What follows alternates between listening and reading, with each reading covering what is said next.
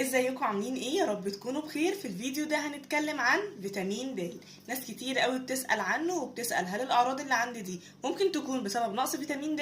طب هل انا محتاج اخد جرعة من فيتامين د ولا لا؟ فخلونا في الفيديو ده نتكلم كده عن نعمل فيديو متكامل وشامل كده عن فيتامين د. نبدأ بأعراض نقص فيتامين د. سواء كانت عندي الاعراض دي كلها او عرض بس من الاعراض دي، ابدأ اشك ان انا ممكن يكون عندي نقص فيتامين د.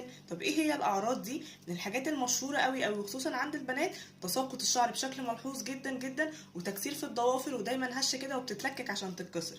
ده ممكن يكون بسبب نقص فيتامين د. وخصوصا كمان في البنات المحجبات اللي مش بتتعرض بشكل كافي للشمس الصحيه اللي تدينا جرعه فيتامين د اللي الجسم محتاجها.